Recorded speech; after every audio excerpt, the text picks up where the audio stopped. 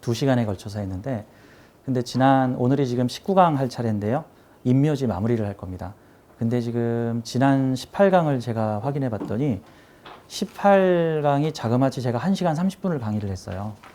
와, 이게 강의 시간 3개도 뽑을 수 있는데 1시간 30분 동안 제가 강의를 했더라고요. 쉬지 않고 떠들면서. 여러분들은 동영상을 다시 들으실 때 30분 듣고 10분 쉬고 들으십시오.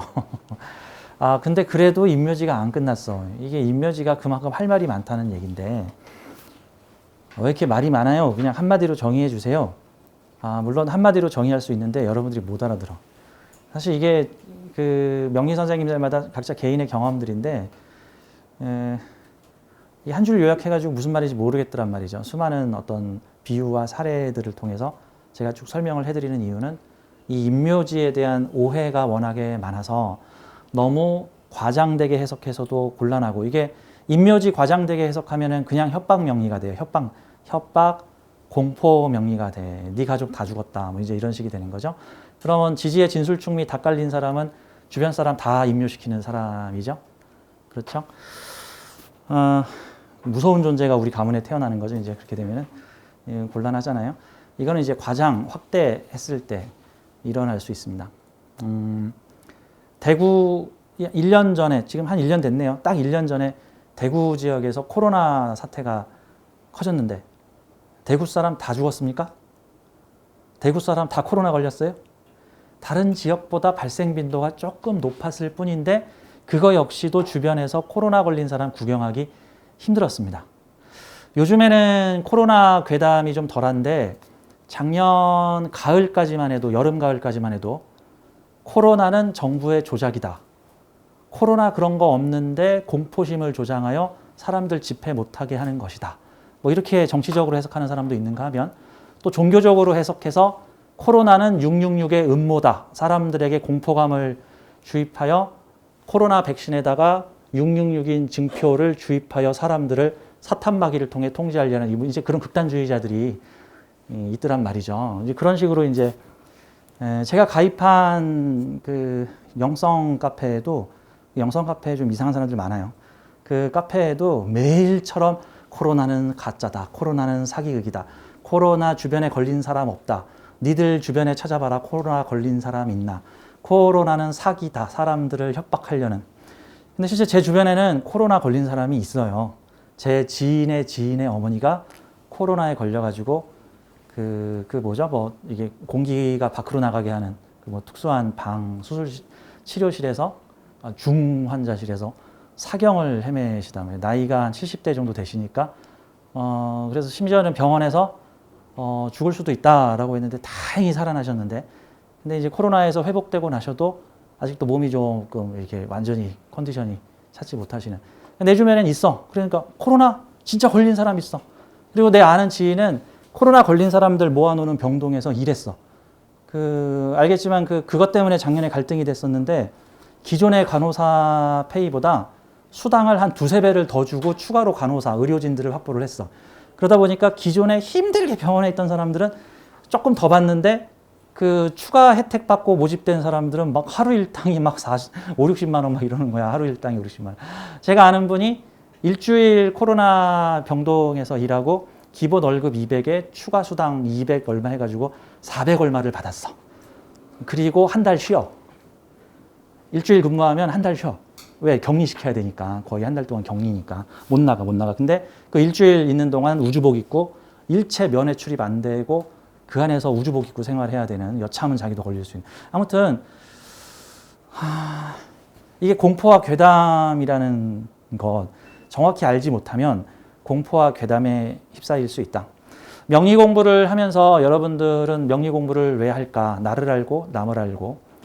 근데 또 궁극적으로 뭐 해석을 해보자면은, 내가 잘 살기 위해서, 운을 잘 활용하기 위해서, 내가 행운을 가져오기 위해서, 내가 운을 잘 쓰기 위해서란 말이죠. 어떤 측면에서는 나의 운도 잘 쓰고 내 가족의 운도 잘 쓰고 다른 사람들의 운명에 대한 조언도 해줄 수 있고, 운을 잘 쓰기 위해서인데, 이 명리학을 공포 협박 명리학으로 배우게 되면은 운을 잘 쓰는 사람이 아니라 죽음의 마법사가 돼. 제가 흔히 얘기하는 저주 내리는 마법사. 이 아이는 돌잔치에 온 마녀. 이 아이는 20살이 되면은 잠이 들어가지고 깨어나지 않을 것이다. 이웃나라 왕자가 뽀뽀를 해주기 전까지는 일어나지 못한다. 이 아이가 잠들면은 왕궁도 같이 망한다. 집이 같이 망한다. 라고 저주를 내려요. 누가 내리죠? 잠자는 숲속의 공주라는 동화책에 보면은 그렇게 저주를 내리죠. 그 사람이 점쟁이야.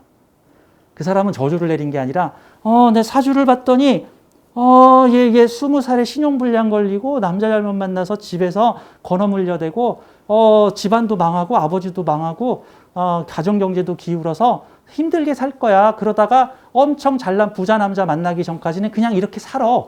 라고 얘기한 걸 동화책 작가가 그렇게 각색을 했어. 뭐 그렇게 생각해 보세요. 틀린 말 아니잖아. 여러분들은 그 동화책을 보면서 이 마녀는 정말 나쁘다. 어떻게 애기 돌잔치에 가서 이런 저주를 내릴 수가 있느냐. 그래 놓고 여러분들이 사주를 보면은 얘 20살에 남자복 없고 아유 남편 일찍 죽고 부모 망하고 부모복 없고 자식복 없고 남편복 없고 어떻게 사노. 여러분도 이런 얘기 할 수 있단 말이죠. 원래 사람은 내 안에 들어있는 인자를 내가 쓰느냐 남이 쓰느냐의 차이일 뿐이지 다 그게 내 인자야. 그러니까 내 주변에 사기꾼이 있어서 내가 지금 사기꾼을 욕하고 있으면은 그 인자 나한테 있는 거야. 나도 조심해야 되는 거야. 내가 언제 그 사기꾼 당사자가 될 수도 모르는 거니까. 그러니까 그걸 보고 이 마녀 나쁘다. 왜 이런 나쁜 말을 하냐. 근데 거기 발끈을 하면 내 안에도 있는 거야. 그 말은 호신쌤도 그런 거야. 호신쌤도 그런 인자가 있는 거야. 맞아. 저도 사주 명리학 초창기 진입할 적에 그런 거 많이 했어. 난 지금도 자다가도 그 생각만 하면 자다가 이불킥을 해. 내가 왜 그랬을까? 내가 왜 그랬을까? 초기에 내가 왜 그 사람한테 남편 복 없다 이혼한다 내가 그 소리를 왜 했을까? 저도 자다가 이불킥해요. 옛날에 그 기억들이 나가지고. 근데 그게 또 어떤 느낌이야? 군사 독재 정권에 씨름했던 나라가 민주화가 되고 나니까 군사 독재 정권에 대한 공포가 아직도 있는 거야. 그래서 절대 군인은 정치하면 안 된다. 절대 군인은 정치하면 안 된다라고 학생들한테 막 집중적으로 가르치는 거야. 왜? 군사 독재 정권한테 하도 혼이 나봐가지고. 우리나라가 지금 미얀마 사태에 되게 예민하게 반응을 해. 다른 나라들은 그냥 미얀마야 원래 그런 나라니까 그러든가 말든가. 근데 우리나라는 미얀마를 보면서 어떤 공포가 생각나냐면 광주 사태가 소설 속의 이야기가 아니었구나.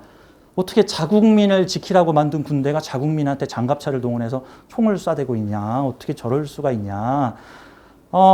우리나라한테는 그런 군사 독재 정권이 트라우마란 말이죠. 그래서 다른 나라들은 미얀마가 그러든가 말든가 별 신경 안 써도 우리나라가 그 선진국 계열에서는 거의 최초로 미얀마 사태에 대해서 정부 차원에서 이 발언을 했단 말이죠. 시민들을 지지한다. 빨리 군사 독재에서 벗어났으면 좋겠다. 이런 식으로 대통령이 막 트위터에다가 올리고 했단 말이죠. 이제 그런 내용들. 저도 있어요. 저도 협박 공포 명리를 예전에 좀 했어. 남들처럼. 이것도 변명이야. 됐어. 그러고 나니까 지금도 이렇게 자다가 이불킥을 하고 여러분들은 하지 마세요. 라고. 인묘지와 관련해서 아주 무서운 말이 많아서 그래요. 그래서 인묘지에 좀 시간을 제가 많이 할애를 하고 있는 겁니다. 이 인묘지는 그 학파를 초월해서 이 명리학계에서 12운성을 채용해서 쓰는 학파가 있고 명리학계에서 12운성 채용하지 않는 학파도 있는데 그거를 모두 망라해서 인묘, 입고라는 말은 다 써.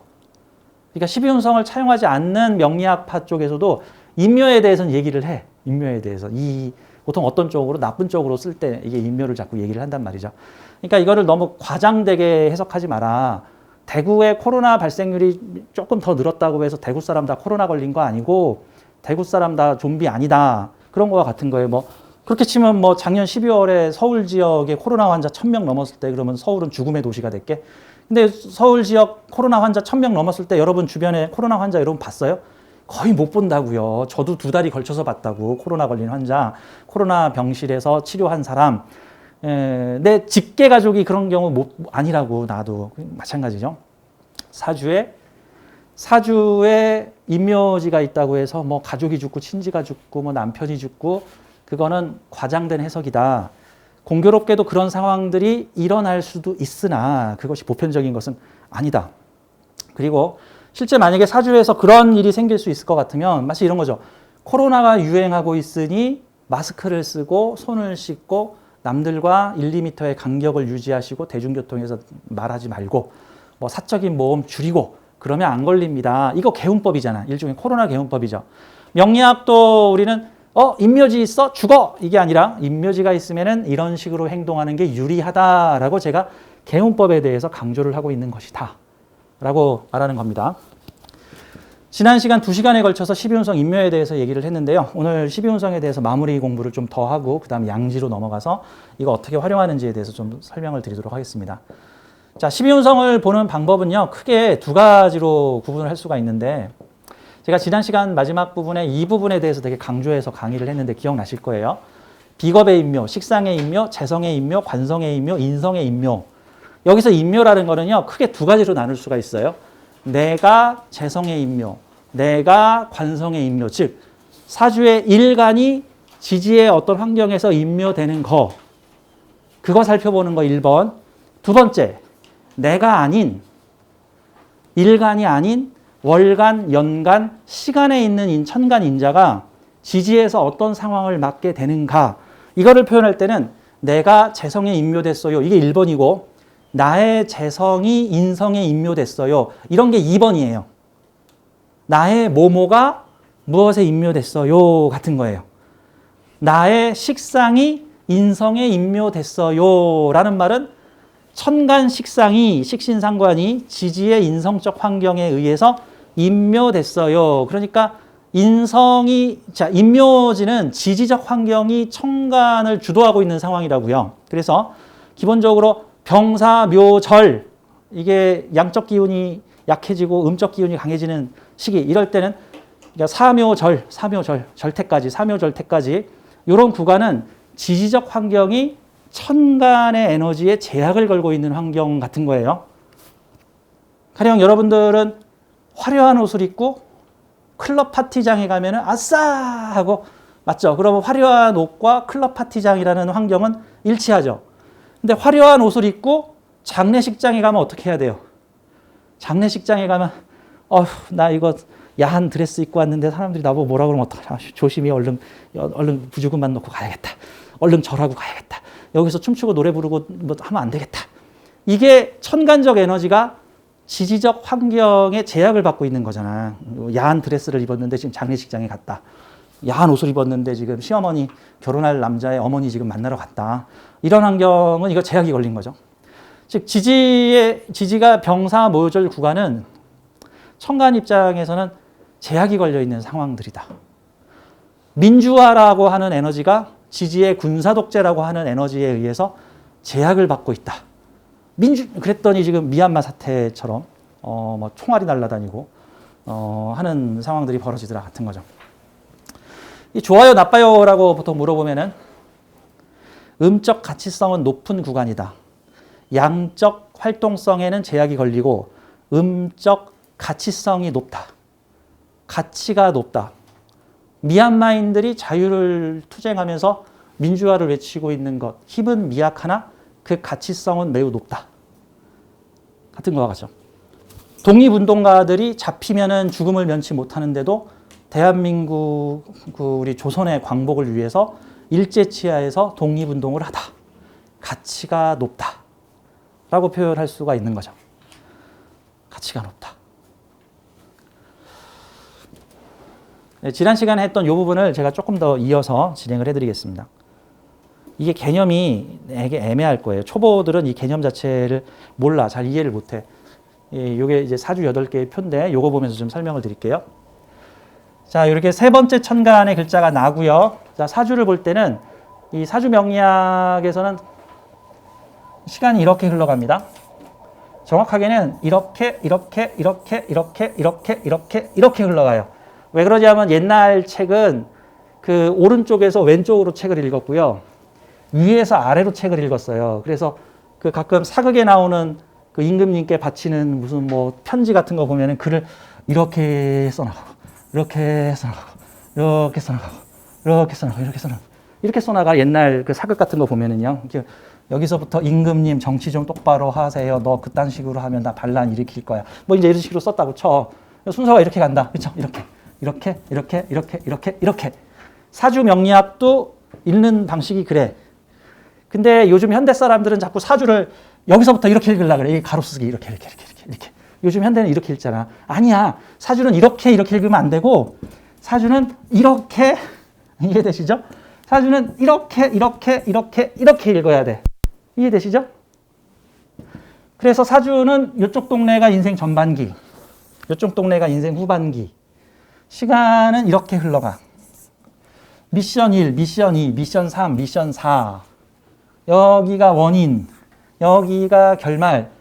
이 동네는 인성이 가득한데 이 동네 재성이 가득하면 인성적인 환경에서 자란 아무개씨 재성적 합리주의자가 되다. 뭐 이런 식이잖아. 반대로 뭐 이 동네 재성이 가득한데 이 동네 인성이 가득하면 재성적 풍요나 재성적 일복이 터진 자본주의에서 태어난 아무개씨 그런 환경을 딛고 자신의 학문과 생각과 이상과 이름을 날리다. 이런 식으로 인생 스토리가 흘러간다. 영혼의 의도가 그렇다. 저는 사주를 볼 때 좋아요, 나빠요라는 개념보다 저는 사주를 탁 보면 어떤 관점으로 사주를 보냐면 영혼의 의도는 무엇일까? 그러면 우선 사주에는 이런 체험, 이런 체험, 이런 체험, 이런 체험을 경험할 거예요 라고 관성 체험, 인성 체험, 재성 체험, 비겁들과 함께하는 체험 다양한 삶의 굴곡진 체험들을 나열해놔. 여기서 식신이 만약에 식신상관이 막 섞여 있으면은 이것도 해보고 저것도 해보라는 체험 과정을 써놓은 거야. 인성이 여러 개가 붙어 있으면 이렇게도 생각해보고 저렇게도 생각해보고 이러한 학문도 공부해보고 저러한 학문도 공부해보라고 하는 인생 스케줄표야. 영혼이 짠 인생 체험 계획서란 말이죠. 영혼의 자기 발전을 위한. 그러면 이거를 이러이러한 체험을 해보라는구나. 인생 전반부에는 이러이러한 체험을 통하고 또 그러그러한 사회적 인자의 사회에서 나는 이런 사람으로 성장하라라는 영혼의 계획이구나. 그래서 영혼의 의도를 파악한다. 그래서 영혼의 의도를 파악하여 그 영혼의 의도에 따라 살아가는 삶을 조언하는 것이 바로 명리가의 삶이다. 명리가의 자세다. 라고 보는 거죠. 왜냐하면 이 현대 명리학이 자꾸 재관용신을 외친단 말이죠. 물론 뭐 10명 중에 한 4, 5명은 재관용신이 맞을 수도 있고 보통 사람의 에고가 추구하는 건 대부분 재관이야. 사람의 에고. 표면의식, 외면의식, 표층의식, 드러난 의식, 나를 나라고 생각하는 개체의식, 이걸 에고라고 하는데 근데 문제는 우리는 에고로만 이루어져 있지 않아. 에고 속에는 심층의식, 무의식, 내 안에 참나, 내 안에 신성, 내 안에 불성, 그동안의 모든 영혼의 삶이 축적되어 있는 나의 무의식이 이 안에 들어있는데 이 사주는 누가 짰냐 하면은 표층의식 나부랭이가 짠 게 아니고 내 안에 있는 깊은 심층의식, 무의식, 참나, 내 안에 신성이 짰단 말이죠. 그리고 실제 우리의 삶을 움직이고 있는 거는 이 표층의식 나부랭이가 아니고 우리의 삶의 95%는 이 무의식이 영향을 미치고 있어요. 그러니까 이런 거죠. 삶은 모두 내가 창조하는 것인데 무의식과 표층의식, 이 외면의식이 역할을 분담하고 있어. 내가 길을 가다가 길이 두 갈래야. 오른쪽 길을 갈까? 왼쪽 길을 갈까? 를 결정하는 건 내 외면의식이야. 근데 오른쪽 길로 갔을 때 금덩이를 발견하다. 또는 오른쪽 길을 갔을 때 무서운 개가 나를 물다. 왼쪽 길을 갔을 때 천사를 만나다. 왼쪽 길을 갔을 때 악마를 만나다. 범죄자를 만나다. 교통사고를 당하다. 이거는 내 외면의식이 결정하는 게 아니야. 내 무의식이 결정한 거야. 어느 날 어느 카페에서 차 한 잔 마시고 싶어서 어느 카페에서 앉아 있었어. 그건 내 외면의식이 선택한 거야. 카페에 앉아서 차를 마시고 책을 보고 있는데 어떤 남자가 와서 자리가 없는데 이 자리 같이 앉아도 될까요? 어머, 지금 읽고 있는 책이 제가 어제 읽은 책하고 같네요. 이런 우연이 있을 수가. 하고 남자의 작업질이 들어왔어. 그거 내 의도야? 내가 의도한 거 아니잖아. 보통 우리는 그거를 우연이라고 얘기를 하죠. 우연히 어떤 남자가 나한테 말을 걸었는데 어쩌고 저쩌고. 그거 누가 만든 거야? 내 무의식이 만들어낸 거야. 내 무의식이 불러온 남자야. 무의식이. 그러면 만약에 여러분께서 무의식과 외면의식이 타협이 되면 나 저 카페에 가서 책 좀 보고 있을 텐데 야 잘생긴 놈 하나 불러와라. 그거 딱 내 무의식한테 명령을 해봐. 무의식과 외면의식이 소통이 잘 되면 잘생긴 놈이 와서 말을 걸어. 소통이 안 되면 그런 인간들이 안 나타나고 맨날 떠들고 있는 진상이나 주문을 조금만 잘못 걸어버리면 바로 옆자리에서 커플의 애정 행각을 안 입곱게 볼 수도 있어. 야, 나한테 그 잘해주는 남자를 오라 그랬지 옆에서 딴 년하고 뽀뽀하고 있는 남자를 불러오라 그랬냐? 뭐 이럴 수도 있는 거란 말이죠.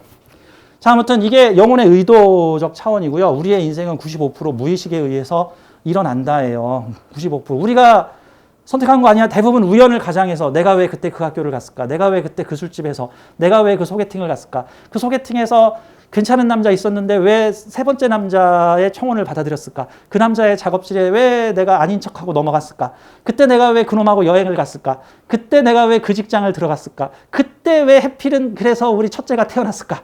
이런 것 등등. 그게 이걸로 한 거예요?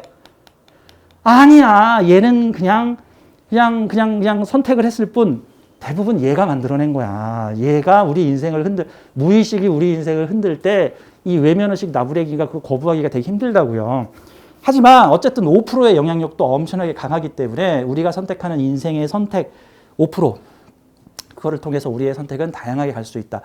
같은 거죠. 지난 시간에 임묘지 사례에 대해서 똑같은 사주인데 한 명은 공기업 들어가서 뭐 철도 제가 지하철인지 코레일인지 헷갈렸는데 보니까 코레일이더라고 그 친구가. 코레일에 얌전히 다녔는데 생각보다 조금 한직에 밀리고 임묘운에 조금 자기 승진이 좀 늦더라도 그냥 참고 잘 있었더니 그 큰 회사에서 크게 성장하여 지금은 공기업의 중견 간부가 된 사람.